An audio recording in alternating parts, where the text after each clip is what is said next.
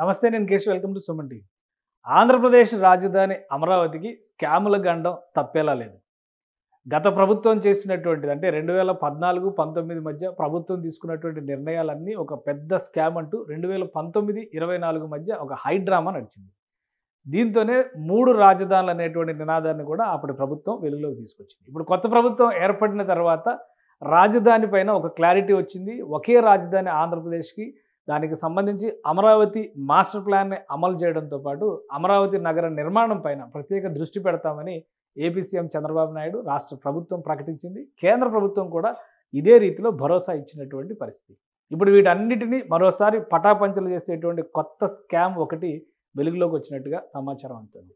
ఒక న్యాయవాది ఆర్టీఐ కింద వేసినటువంటి పిటిషన్ ఆధారంగా దీనికి సంబంధించినటువంటి ఇన్ఫర్మేషన్ని ఏపీసీఆర్డీఏ అధికారులు మదనం చేసేటువంటి క్రమంలో 2019, 2024 మధ్య అమరావతి పరిధిలో ఉన్నటువంటి భూములపైన ఒక పెద్ద కుంభకోణం జరిగినట్టుగా అనుమానాలు వ్యక్తం అవుతున్నాయి. దీనిపైన తదుపరి చర్యలు ఏ విధంగా ఉండబోతున్నాయి, అసలు ఆ అడ్వకేట్ రాసినటువంటి లెటర్ సారాంశం ఏంటి, ఇందులో ఉన్నటువంటి కీలక అంశాలు ఏంటి, ఒకసారి పరిశీలించేటువంటి ప్రయత్నం చేద్దాం. అమరావతి నిర్మాణానికి సంబంధించి విస్తృతమైనటువంటి చర్చ జరుగుతుంది. ఈ నేపథ్యంలోనే సమాచార హక్కు చట్టం కింద ఒక అడ్వకేట్, ప్రముఖ అడ్వకేట్ శ్రీమతి మాదల రాజరాజేశ్వరి దేవి, మంగళగిరి ప్రాంత వాసి, ఆమె రాసినటువంటి లేఖ ప్రకారం సమాచార హక్కు చట్టం కింద ఏపీసీఆర్డీఏకి కొన్ని షాకింగ్ ఫ్యాక్టర్స్ బయటకు వచ్చినటువంటి పరిస్థితి ఉంది. ఆమె అందులో పేర్కొన్నటువంటి విషయాలు ఏంటో కూడా చూద్దాం. ఆంధ్రప్రదేశ్ రాజధానిగా ప్రకటించిన అమరావతి ప్రాంతంలోని 29 గ్రామాల్లో ఆర్ఎస్ఆర్ ప్రకారం ఇచ్చినటువంటి సిఆర్డీఏ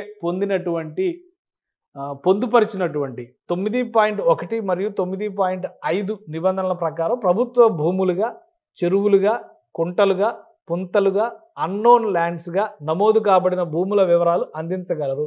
ఆ భూముల సర్వే నంబర్లు మరియు విస్తీర్ణాల వివరాలని అందించగలరు. ఇది కీలకమైనటువంటి అంశం. ఇక్కడ అమరావతిలో ఉన్నటువంటి 29 గ్రామాల పరిధిలో ప్రభుత్వ భూములుగా ఉన్నటువంటివి, అలానే అంటే పబ్లిక్ ప్రాపర్టీస్, పబ్లిక్ అసెట్స్గా భావించేటువంటి, ఎందుకంటే అమరావతిలో 2 రకాల భూముల సేకరణ జరిగింది. ఒకటి రాష్ట్రానికి సంబంధించినటువంటి ప్రభుత్వ భూములు ఒక కోట అయితే, ల్యాండ్ పూలింగ్ ద్వారా సేకరించినటువంటి భూములు మరొక కోట. సో ఈ ల్యాండ్ పూలింగ్ ద్వారా సేకరించినటువంటి భూముల్లో కూడా పబ్లిక్ ప్రాపర్టీస్ చాలా ఉన్నాయి. అంటే పార్కులు లాంటివి కావచ్చు, ఇతర స్థలాలు కావచ్చు, చెరువులు లాంటివి, కుంటలు లాంటివి, వీటన్నిటినీ కూడా ఒక డేటా కావాలి. దానికి సంబంధించినటువంటి సర్వే నంబర్లు, వాటి విస్తీర్ణాలతో సహా కావాలనేటువంటి అంశాలు ఇందులో మెన్షన్ చేసి, ఇక ఆంధ్రప్రదేశ్ రాజధాని అమరావతిగా నిర్ణయించిన 29 గ్రామాల పరిధిలో ప్రభుత్వ భూములుగా మరియు కుంటలు, పొంతలు, కాలువలు, అన్నోన్ ల్యాండ్స్గా సిఆర్డీఏ ద్వారా నమోదు కాబడిన భూములను భూ సమీకరణకు ఇచ్చిన వారి వివరాలు అందించగలరు. అంటే భూసేకరణ సమయంలో ఎవరైతే భూ సమీకరణలో భాగంగా తమ భూములను ఇచ్చారో వారి డేటా కావాలని అడుగుతున్నారు.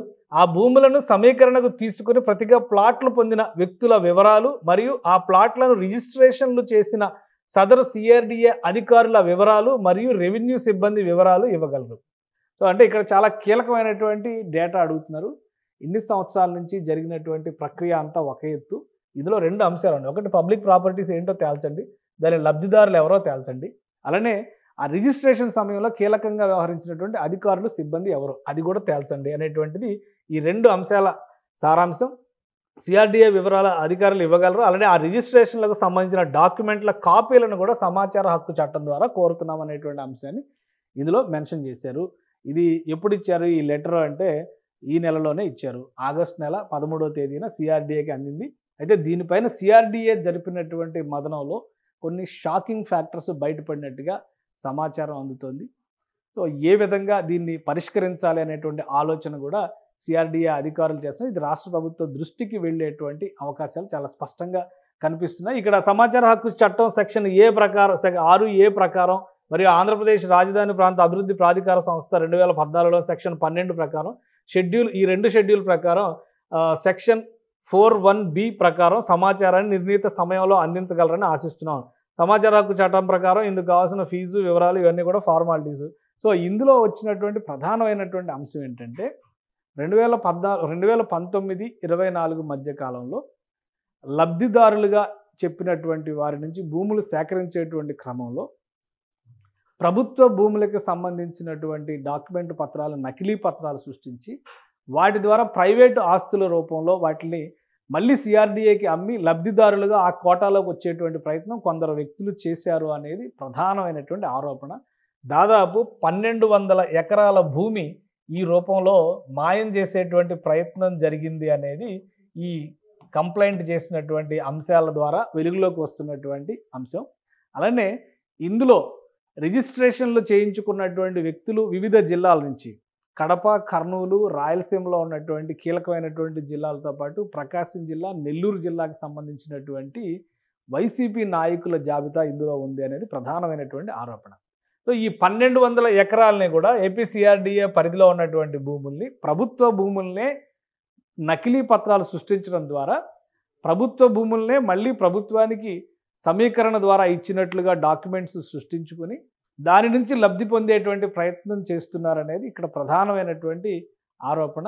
ఈ అడ్వకేట్ రాజరాజేశ్వరీదేవి గారు ఫైల్ చేసినటువంటి డాక్యుమెంట్ ప్రకారం ఏపీ సిఆర్డీఏ అధికారులు చెక్ చేసినటువంటి డేటా ప్రకారం చూస్తే పెద్ద ఎత్తున ఇక్కడ ఒక కుంభకోణం జరిగినట్టుగా అనుమానాలు వ్యక్తమవుతున్నాయి. ఈ అంశాలకు సంబంధించినటువంటి పూర్తి డేటాని వెలుగులోకి తీసుకొచ్చేటువంటి ప్రయత్నం అధికారులు చేస్తున్నారు. రాష్ట్ర ప్రభుత్వానికి దీనికి సంబంధించినటువంటి వివరాలను అందించడం ద్వారా తదుపరి చర్యలు ఏ విధంగా తీసుకోవాలి. ఎందుకంటే ఇది ఒక ప్రాంతానికి లేదా ఒక గ్రామానికి సంబంధించినది కాదు. 29 గ్రామాల్లో ఉన్నటువంటి వివిధ స్థాయిల్లో ఉన్న ప్రభుత్వ భూములు, ప్రభుత్వ స్థలాల్ని కబ్జా చేసేటువంటి వ్యూహంలో భాగంగా ఇది జరిగిందని అనుమానిస్తున్నారు. పెద్ద ఎత్తున సిఆర్డీఏలో ఉన్నటువంటి కొందరు అధికారులు సహకరించారు. వారికి భారీ ఎత్తున ముడుపులు కూడా అందాయనేటువంటి ఆరోపణలు వినిపిస్తున్నాయి. సో దీనిపైన సమగ్రమైనటువంటి దర్యాప్తు జరపాల్సినటువంటి అవసరం ఉందని సిఆర్డీఏ అధికారులు భావిస్తున్నారు. ప్రస్తుతం సిఆర్డీఏకి నేతృత్వం వహిస్తున్నటువంటి కమిషనర్ కాటోనేని భాస్కర్ గారి ఆధ్వర్యంలో ఈ అంశాలన్నీ కూడా సీరియస్ కన్సిడరేషన్లో ఉన్నట్టుగా తెలుస్తుంది.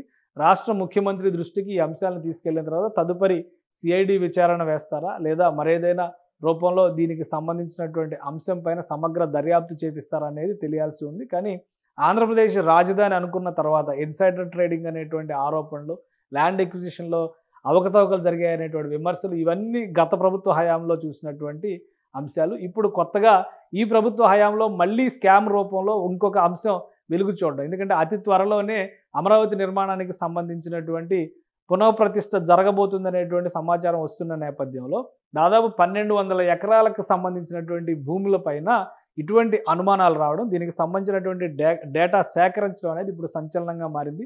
ప్రభుత్వం ఎలాంటి నిర్ణయం తీసుకుంటుందో వేచి చూడాలి.